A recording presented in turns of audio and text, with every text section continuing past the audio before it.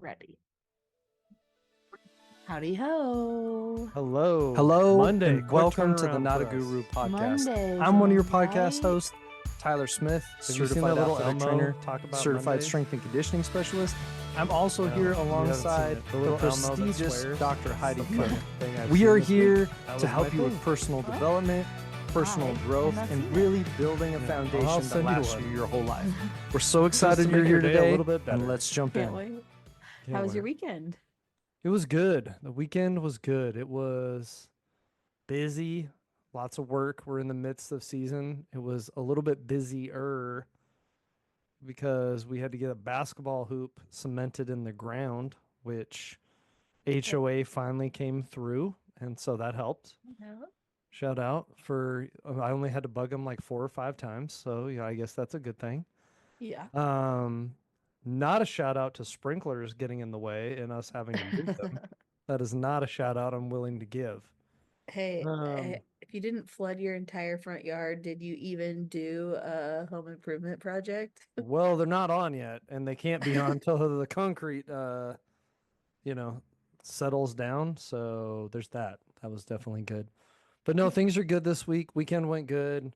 It is our tri week meet, which means we're going to California tomorrow, hitting 3 track meets in the same week. So it's just logistically just a lot. And so a lot of humans, a lot of movement, a lot of hours, a lot of everything. So that's good. Interestingly, or maybe not interestingly, but we talk about it on the podcast. And I thought I'd tell you about this and see your thoughts. Um, my oldest running podcast that I listen to religiously have not missed one in 7 years. Seven Wow. years. 7 years. Listen to every single episode. It got taken off my playlist in my library today. Is it just over? No, I just You I've been quit. I quit. Okay, that sounds bad. Okay, no, don't call me a quitter. That's not fair, Heidi. Hey, I never said quitting is a bad thing. um no, I've listened to it for 7 years, and I just got to the point where their philosophy and where they're going and heading is just not somewhere You're not com- aligned anymore. I'm not aligned anymore. It's a lot of suggesting people like solutions that are financially just outrageous and no one can do. So it's like, yeah, I have health problems, but I can't afford $2,000 worth of peptides every month to solve my problems. Or, like I just can't.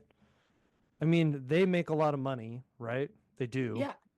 And so their options are way, more extravagant than everyone else's. So like that kind of weighed on me, but that's always been kind of part of what they do. They want to have the best, and they like get upset on the podcast about, well, we never said you have to do them, and like if we're gonna work with someone, it's the best. And I was like, I get that, but you're kind of like getting yourself outside the range of where you can help people because it's not foreseeable options for them.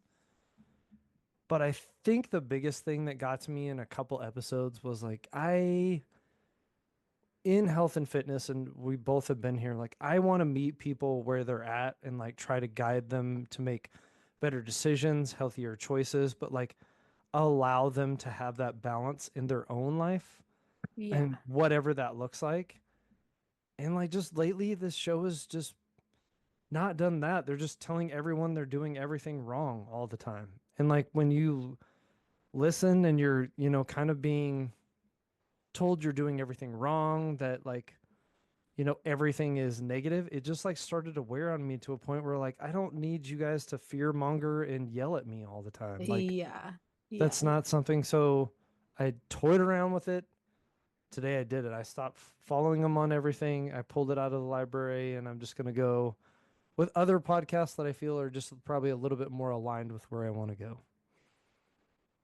Yeah, I think that's hard. I've definitely done that with podcasts where like I listened to it every week. And then there were just like, after a while I was like not looking forward to listening to it anymore. And it was just like more out of habit than anything else. And so I was basically like just took it off my library. I listen to 5 of them a week, 5 episodes a week. And What so are you like it gonna do was, with all your time? I don't know. There's some other podcasts I'm gonna kind of throw in there, but I am a little bit excited when I did it today. It was like that. Oh, I'm gonna get some time back now. Like it's gonna look entirely different. But so that was probably my big news this week. That was my big thing. But I just, That's big. Hey, I'm proud of you. thank you.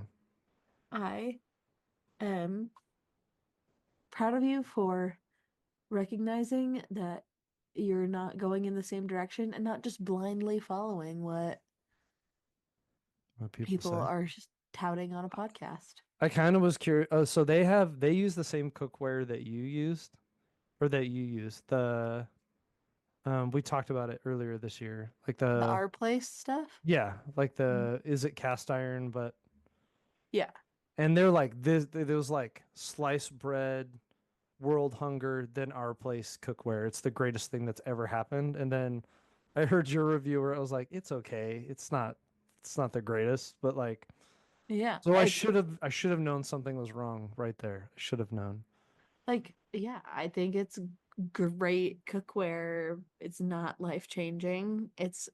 I feel very fortunate to have it, but eggs still stick sometimes. Like, I don't know, like, yeah, they're good pots and pans. But it didn't change your life when you got them. No. Are you sure? Ah, you know, maybe it changed my life just a little bit, but no, the main reason I got it was because it was non-toxic, and that was what I was looking for. Yeah. Well, and I mean, they got into that stuff like, and I understand that like microplastics are a problem and like all those things are not ideal, but at the same time, I'm like, you're driving me nuts. Like just Yeah, trying to wonder about every little thing in the world. Like, don't touch receipts. Don't cook with this. Don't use spray because it's got like all. I'm just like, no, I I can't, literally thought dude. about that today because I had listened to that on a podcast about the receipt, and it's like things I would never let my kid do, and it's like hold the, receipt after the grocery store or whatever.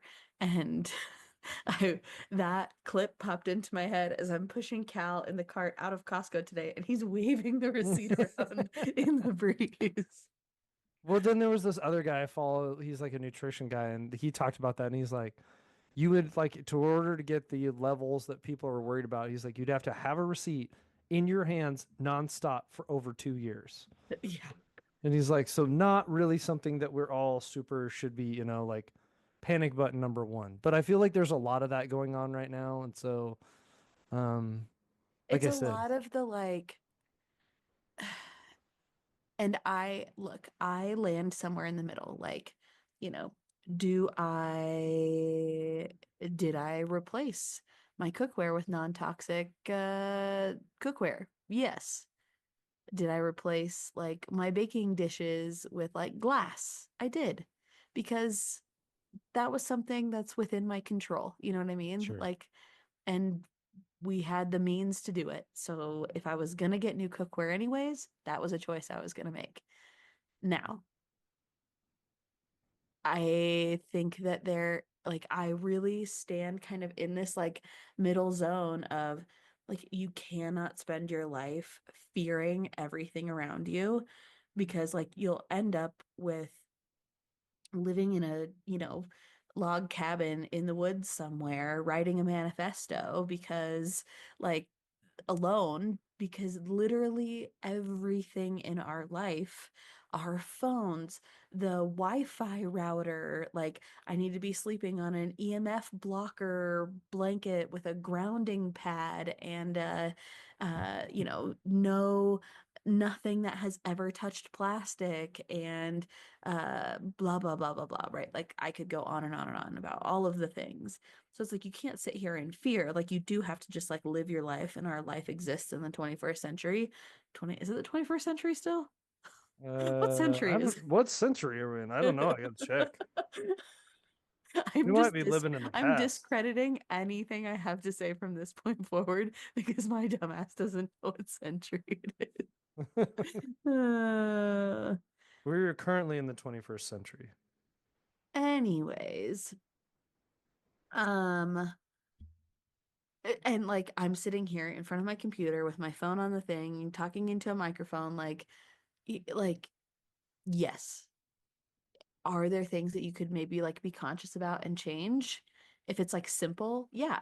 Like I changed my cookware once. I don't ever have to think about that again. You know what I mean? Like Right. I'm not Yeah. gonna like micromanage that. And I think for like uh laundry detergent, like we use a, dye-free unscented laundry detergent now. Like are there little swaps that we've made because like it's one of those things of like if you know better you can do better if you choose to do that, like sure, but it's also not something that like lives rent free in my brain either, like you can't live Right. And then you like almost in start to fear. nitpick and it spirals and it's like, well, what about Yeah, this? What about this? And that's where I feel I like a still lot use of it was plastic just cutting going, boards, yeah. I you mean, know. and we started the glass thing, but like, no, we have a shit ton of plastic ones, and I'm conscious not to heat food in it, like put Yeah, it on a plate. But I mean, also our plates or whatever the hell Costco had like a year ago when we swapped out. Like I didn't go,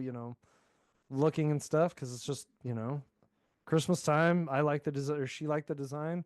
Boom, done. Let's go. yeah, but I think a lot of that too is like, again, if you know better, you try and do better. But at the Better. same time, like a lot of the fear mongering that is happening is misinformed in the like, is this harmful? Yes, at this dosage. Yeah. Is anybody getting this dosage? No. But at the same time, like, eh, you think about it like taking Tylenol, right? Like at this dosage, it's really helpful. It'll get rid of your headache.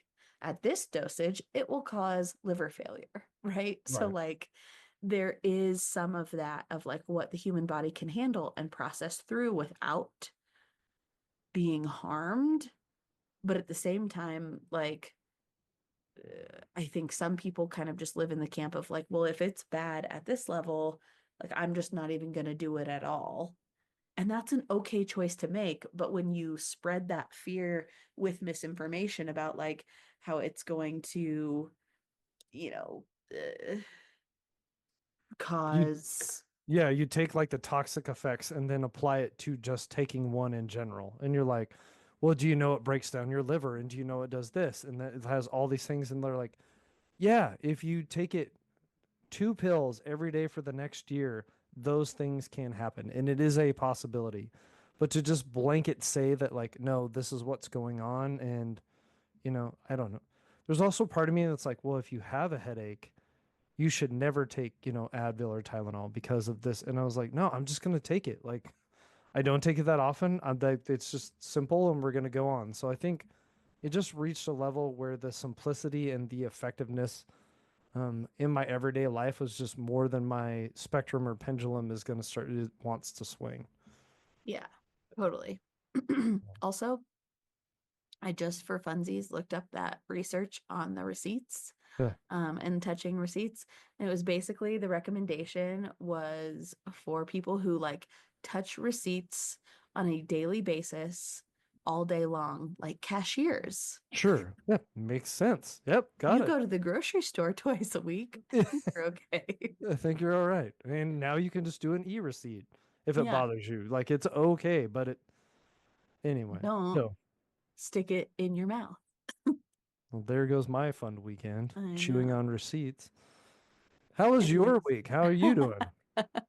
we really got off on a We tangent there. did. We went full tangent. Um, it was good, really good weekend. Let's see. Sam and I went on a little date night. That was fun. And the weather was super nice. And we had a picnic on Saturday. We watched Nice. the Masters on Sunday. Went to the coffee shop. Yeah. Fun stuff. It Was was the date night with the little man, or did he get to stay home? it was without the little man. Ooh, Yes. spicy. Mom and dad Yes. going out without the kids. It was very nice. Very, very nice. It was very fun. Shout out to my mother-in-law. Yeah, she watched Cal. Um, yeah, and we had a great date night out. Went to one of our favorite dinner spots in Denver and topped it off with there's a little underground speakeasy that we have been big fans of for a long time. Obviously, haven't been in a couple of years, and so that was fun to I've never revisit. done one of those. There's a couple in Boise where you like have to know the phone number and dial, and then they'll let you in the room and the whole, Yeah. it's not really I mean, there, but like, it's it's there. cool and all, but like, I would go to this place even if it wasn't a secret speakeasy because, like, the bartender, like, there's literally a thing on the menu that's like dealers, it's literally called dealer's choice. And you just like tell them what kind of like flavors you're looking for, or, like what kind of spirits you like different things, and they'll just like get fun and fancy and creative and make you something. And I'm laughing because I just watched an episode of Brooklyn Nine-Nine where the two of the characters were trying to get drunk and their whole game was dealer's choice shots. So they had oh, no idea it was there and they were just throwing them to them. that's funny. But yeah, it was a good weekend, very fun. I feel like we got a lot of good quality time this weekend, which was much needed after the last couple of weeks. I feel like we were both just like ships passing, just like I so know. much going on, and it was just like doing what we needed to do to like Just get to the next day. so question, and this is Mhm. gonna make me sound just old and just your sweatshirt right there that you got on. Yeah. I we went like on a road trip and all my athletes saw that store. I don't even know what that store is. I have no Okay. idea, but they bought a shit ton of clothes from that company. What are we dealing with here? I don't know what this is. I want to know how much money money those kids Yeah. have. Don't know, but they all came back with bags of stuff, and I was like, oh, so this is not a cheap brand, is what you're telling me. No, I'm embarrassed to even say how much the sweatshirt costs, and Well, I you don't don't have mean to do that in that, a, but what is it? What brand are we looking at here? it's called Aloe, Okay. and it's like an athletic wear company. I don't know if they still go by Aloe Yoga, like that's how they started. Um, and they've like obviously expanded a bunch. I don't know if it's still Aloe Yoga or if they dropped the yoga and now it's just Aloe, but um, yeah, it is still Aloe Yoga. Um, but yeah, it is. It is really nice stuff. Really, Uh, but I don't mean that as a, oh my God, I'm wearing really nice stuff. These really were nice gifts, clerk. birthday gifts. Uh, She's backpedaling. She's I'm backpedaling. not, I'm not a cheap person. Like, um, what's the little phrase? Buy nice, not twice. So Yeah. like I would like you like generally like higher quality things versus more things. However, this exceeds my typical nice. Oh, It is okay. very much was like a gift. Nice. Not something that I outfit my entire closet with. Maybe one day. Maybe Who one knows? I usually get most of my clothes now from Costco, so day. Yeah. I'm or free stuff. One of those two things. But I had never owned anything from Aloe before. And I was like, I knew that's what I wanted. And I was like trying to decide, what I was going to get, blah, blah, blah. Anyways, I was honestly just like really curious because I got this and then I have like a hoodie and matching sweats, like a full sweatsuit. And I was like, when it came in the mail, I was like, there's no way that like this can be exponentially more like feel exponentially better than like let's say like a Nike sweatsuit Because Right. like Nike, like my Nike sweatsuits, I think is like $70 for the hoodie and like, I don't know, 70 or $80 for the sweat. So like still not cheap, right? Yeah.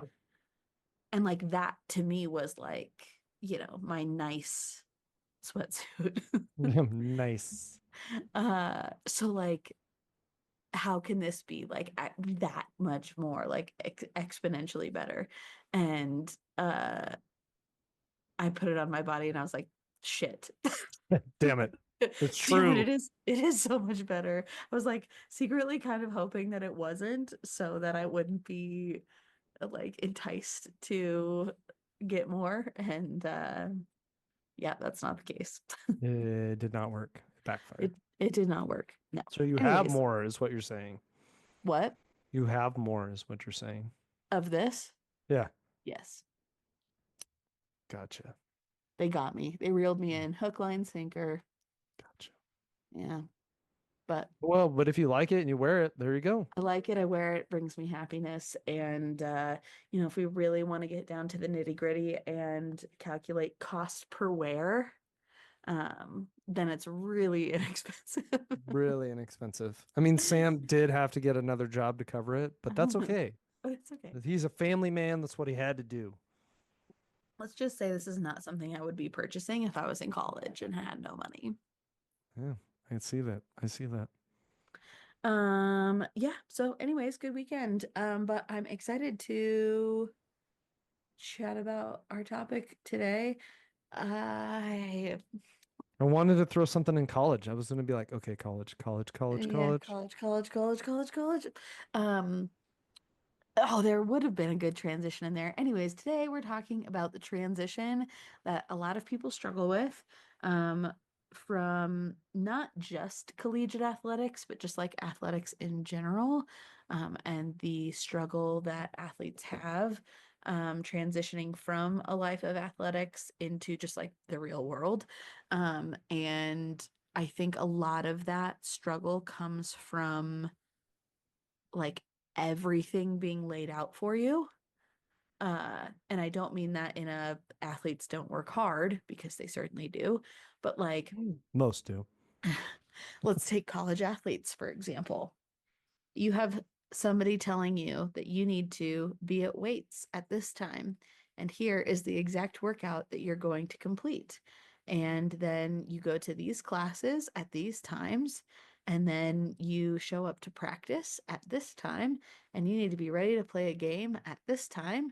And here are your meals at training table. And, you have a nutritionist and like eh, everything is laid out for you. Like there's no decision making, there's no mental negotiation of if I'm going to follow through on this or not. Like it's literally just you show up and you do the work and that's it, like bottom line.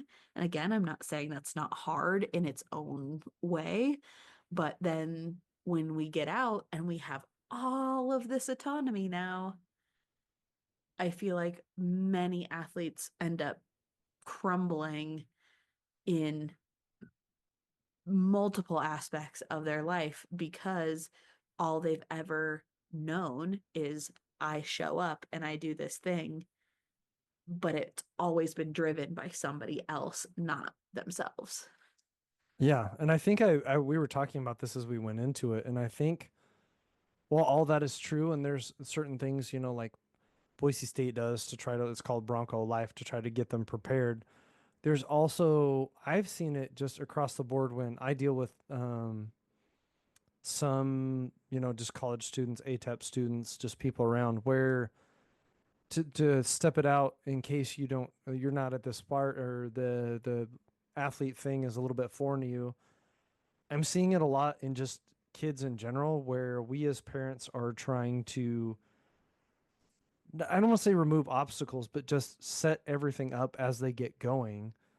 And then when they leave the house, the nest or whatever, they're struggling just as much because they're like, wait a minute. They haven't been giving the opportunity to be independent and to make decisions.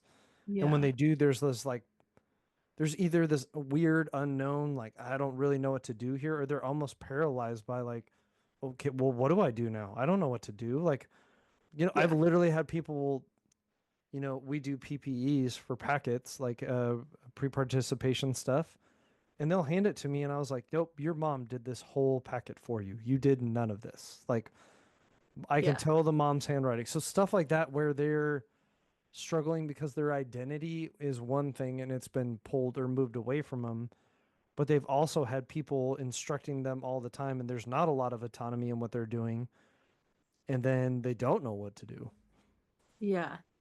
Yeah. It's like you had said it earlier of like somebody has always set the dominoes up for them and then they just need to knock it over. And it's like there's so much skill that goes into like the thought process of thinking through what needs to happen before you actually go make it happen.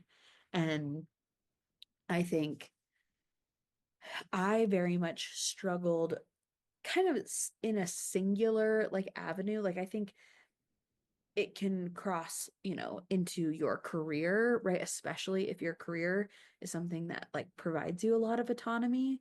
Like if you don't have an office that you have to check into or a computer that you need to log into at a particular time, like can be hard to like get out into the world. I think about a lot. I think about that a lot in terms of like outbound sales, just because like that's the realm my husband, lives in. And it's like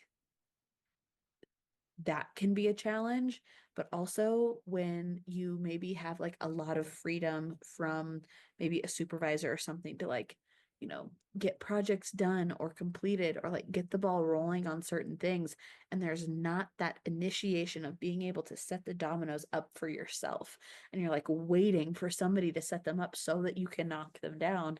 And it's like you're gonna wait forever and then end up, floundering, right? And so it's like, I think there's that avenue. I think there's the avenue within health and fitness, right? Like, I think it's similar, but also so different because, like, there's going to be just like physical changes that happen when you leave that realm because you're not training the same way you have been. You're not eating the same way you have been. You're not like changes are going to occur.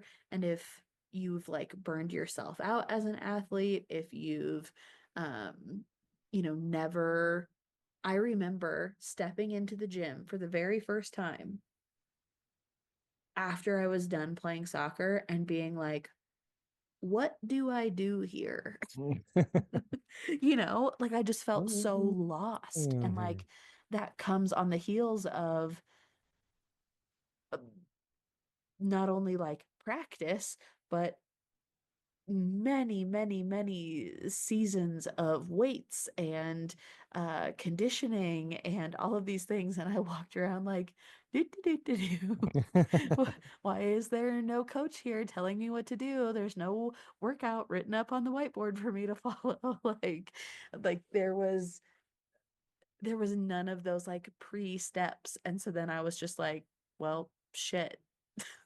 Yeah, well, Yeah. So anyways, I think there are ways that we can like not only tackle that transition, but I think things that, especially with individuals, whether you're a past athlete or not, and you're struggling with that transition. But I think if you're just struggling with the initiation, if you're struggling with the like setting up of the domino pieces, if like you often say to yourself, maybe um, like I'm good at doing it if somebody just tells me what to do, or I can do it if I'm meeting somebody there and we're going to do it together, or uh I think those are probably the two biggest things that I hear of like I can do it but I just need somebody to tell me what to do. right. A, or B, like I can do it when somebody else or something else is holding me accountable. Like those are the two biggest problems that I see this like ending up like boiling down to. And I think addressing those two things is going to be the biggest kind of difference maker moving forward. The interesting part when you were talking through that is like this is also this is not a joke. There's also different parameters. Like when my son is going through middle school, and even in high school, and like when you think about this stuff or like this always having someone set up the dominoes, we've kind of gone through this thing where it sounds funny, like teachers aren't supposed to fail kids anymore. Like they're supposed to give opportunity after opportunity after opportunity after opportunity. And what it is like it was a great way like for struggling kids to get chances to get back in the game. You know what I mean? To be like, Yeah. okay, they didn't get this. Let's give them more opportunities, more tries. But the hard part is it's almost set up this you'll always have another chance to get it done. And that's just Yeah. kind of doing a disservice at some point to the kids.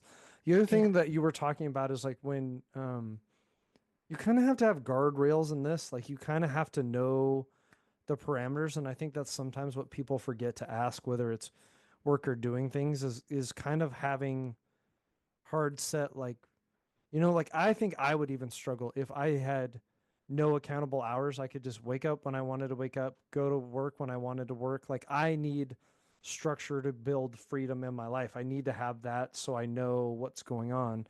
And when that's stripped of it, most of us will struggle because we thrive on the ability to be one held accountable by people. Like I used to have a quote on one of my presentations I did where I said, accountability is what like builds people. When you got bad grades, like your teacher held you accountable to get the grade back up and to pass the class. Um, when you were getting potty trained, your parents held you accountable to go to the bathroom, like in the toilet. Like that's part of accountability, building it in there. So like, we all learned at some point to not use our underwear as a bathroom. So I mean, it's an acquirable skill. We just have to kind of set the parameters and set goals for ourselves so we can make that transition a little bit easier. Yeah. Yeah, I agree. I think like um what you said about like the never ending chances, yeah, it is a bit of a double-edged sword of like, school is there to teach you, right? Like at the end of the day, that's what we go to school for, is to learn, right? We're not there to be like punished. And so I think opportunities to continue to learn and like master the skill that they're trying to teach is a good thing. But what are we also like teaching them by giving them never ending opportunities and chances? Is that like when they get in the real world, they don't follow through on something, they fall short on something, that they're just going to, like you said, be given chance after chance after chance? That's just not the case, Yeah. right? It's like if I if the task at hand for me was to run an ad for my company, right? And I just had endless opportunities to try to make an ad that converted into clients over and over and over again, as I don't get unlimited chances because I don't have unlimited money. You know what I mean? Like that's not real. You have to figure it out and like buck up and get it right, you know? Yeah. And like you can't just like not follow through on a task at work over and over and over again, think you're going to get a million chances, or you're not going to have a job anymore, you know? Yeah. Like there is some sense of like there's no extra credit, makeup work, late turn in, like when it comes to the real world. And I think that in itself is like a hard lesson as well. And so when you don't have that person holding you accountable and you have all of this freedom, I think, like you said, like getting to a place where we have some not only like internal motivation. Sam said something that stuck with me earlier today, and it was like the difference between motivation and inspiration. And he was talking about like the root of motivation is motive, which is like superficial, right? We have this like superficial motive to completing something. And often, we've talked about how like if you always rely on motivation, in order to complete something, like likely you're not going to get it done, right? Because Right. motivation is fleeting, it's unreliable, comes and goes. And like if that's what we're waiting on to take action, like it's not gonna come. Versus inspiration, and the root in that is in spirit, and like that's much deeper, right? And so like how can you inspire within yourself to like set those dominoes up for yourself, and that in itself is a skill. Yeah. And I was going to make a joke. Don't worry about the ads, everyone. If we need to, Heidi will sell her sweatshirt and we can run some more ads. So apparently they're worth a lot of money. We'll be All okay. Bye right. All bye. right. I'm not telling you anything anymore ever again. Well, I think, and that's not to say you're not going to fail, and that failure can't be a source of collected information and a different way to kind of pivot and come back at things. But I think in a lot of this is turning on, like you said, your internal motivation or your internal growth factor to make sure that if you are setting up dominoes, you're setting up as best as you possibly can to get things accomplished. Yeah. Um, and I think the hard part in some of that for people is just it kind of sucks sometimes and it puts us Yeah. outside of our comfort level and it's kind of icky and it's kind of awkward. And a lot of us would rather sit in the area where we're comfortable than to get in the awkwardness and then try to move those dominoes or put things in play. Yeah. Yeah. So let's say you're somebody who's struggling with that initial setup. You're, you have all the right ideas, you know what you want to do, right? I've talked about the kind of analogy until I'm blue in the face. You ask 10 people on the street, better to be sedentary, is it better to be active? 10 times out of 10, they're all going to say, oh, it's better to be active. I don't think a single person would be like, it's better to live a sedentary lifestyle. Right. Uh, so, like, but less than a quarter of women are getting the recommended amount of movement per week. So it's like there's a huge disconnect between what we know and what we know like what we should do, right? Like we know what dominoes we should be putting up, but we're not putting them up, nor are we knocking them down. Um, and so it's like, how do we get from being in our head, knowing what we should do, knowing the actions we need to be taking, and this like inability to set them up and knock them down? Like, if that is where you are feeling stuck, where do you feel like the like first step is to go to set up that first domino? Well, I think one thing that I've worked with some of my athletes, and hopefully it can help, is when you're jumping from I was a collegiate athlete, I did all this stuff, or any phase of life and something new is changing, you have to, and there's a couple different ways that we've worked with people to do this, whether it is speaking with someone, writing a letter, writing something down, the acknowledgement that one chapter of your story is ending and another one is beginning, and we have to acknowledge that and give it the credit it's due. For a lot of athletes, that's a big, rough, scary place to not be known as Heidi, the collegiate distance runner. That is like a new chapter. And Something you would never hear come out of anybody's mouth. but denying it doesn't make it any better. But Right. ignoring that it is a tough transition in life is not that much better. You're like kind of lying to yourself. And it's going to Totally. come through and ooze itself out some point. So, we've had athletes like write a letter to like dear yourself, like, today was my last, XYZ, and these are how I'm feeling. I'm sad. All the things that you did great, all the things that maybe you wanted to accomplish, but it didn't accomplish. And you have this letter or this ability to get it out. And then at the back half of it or the latter part of it, say, and now, it's time for that next chapter. And I'm excited about some of the things and like create a story or a narrative that It's not the same, that we're going to have to change our patterns and behaviors, but it's not, it is scary, but it's exciting too at the same point. And like you have to acknowledge all those the gamut of feelings that you're having that I've found in order to be able to like turn that next chapter. And it's not something that happens. I'm not going to write a letter and be like, "Oh, all these feelings are gone now. Yay." But something that you just practice as this comes back. If you're like starting to get in this like, I don't know what to do, a fuzzy gray phase, be like, "Wait a minute.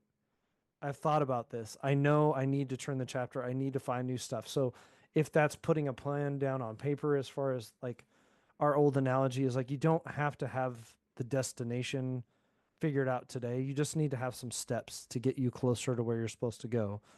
Yeah. Or I've had a lot of athletes that have come back and just asked me questions like, "Hey, I'm starting this." Like they'll come back, or even students like, "How do I nail this interview? Like, what do I got to do to like, it's not my physical performance. It's a whole new thing, like the mental gymnastics of an interview, and like, how do I say the right things, or like, what is this person looking for?" And like, just finding a mentor or someone also that can like kind of not hold your hand in a negative sense, but be like, "Yeah, I've been there. This is what I tried," and like being open to learning a new chapter of life. Yeah. Yeah.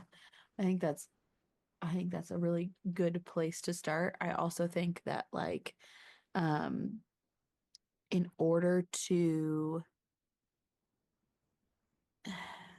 you have to identify that this is a problem that you're Right. experiencing, Yeah. right? Like and then from there I think you touched on this previously of like setting some parameters for yourself.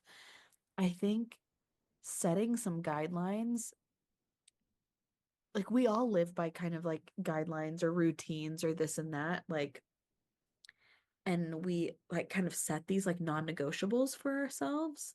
And like, yes, now you have all of this freedom and you have all of this autonomy. Now you get to like, I think I like to impose that as like a challenge onto them of like, yeah, the world is wide open for you. And that can be really scary, but now you get to decide what your non-negotiables are. A coach isn't deciding what your non-negotiables are. You are, but we still need to have some non-negotiables so that we can move forward in life and not just sit like a bump on a log wandering around lost, like we don't know which way is up, right? And so it's like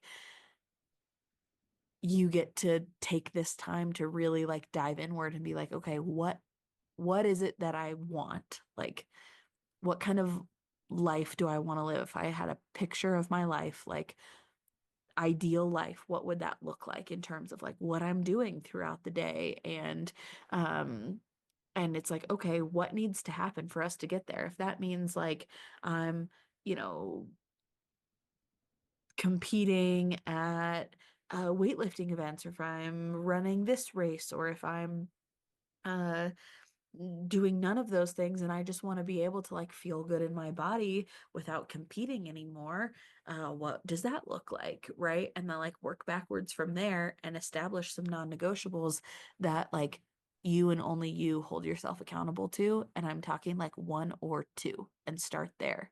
And so it's like the setting up of the domino is walking through that kind of mental exercise of what is it that I want? What needs to happen in order for me to get there? And what would that look like on a like daily kind of action basis? That is the setting up of the domino. And now you get to show up and knock it over day over day over day. And like as that system gets a little bit easier, then we can look at, what does that look like career wise? What does that look like financially? What does that look like uh just like within my own personal growth and development? What does that look like in, my health and fitness? Like all of those different areas, you get to sit down and establish some of those non-negotiables. And I think that process is like any other muscle. Yeah, for sure. And I think even on a simplistic, if you get lost or stuck, just saying something like, if I wanted today to be successful in line with my goals, what would that look like today? And Yeah. just giving yourself a 5 minute, because we can, and just easy questions like that. Like if I wanted today. I wanted to finish today and be happy and like feel like I was hitting the path where I'm on my direction. What would that look like? What do I need to get done today? And then a lot of times the nice part is humans being humans, something will come up and we'll, you know what I mean, miss a couple, but you can Yeah. always transfer those to the next day and like, okay, I didn't get this done, but I can do that tomorrow and we can start to get a snowball rolling. But the hard part, and like I said, the sticky part is it takes some self-reflection, it takes some understanding, and it takes some time to be like, okay, what do I want to do and how do I want to get there? And um, I think the other thing you can do is if you know, have people that can help you be accountable as kind of a stepping stone to get there too, till you solidify the behaviors. It's not a bad thing to be like, you know, hey, Dad, I'm working on this new behavior. Do you mind checking in with me a couple times a week just to see how things is going and helping me be accountable to me? Because I mean, we all know if you run it back to the fitness analogy, I will say most people have no problem hitting the snooze button or turning the alarm off and rolling back over and not going to the gym when it's just the only person you're letting down is yourself. Right. But if I know Heidi is there waiting for me, 95% of people are getting their ass out of bed and being like, no, Heidi's waiting for me. I can't. Someone else being there creates a different layer of accountability for you. Yeah. Yeah.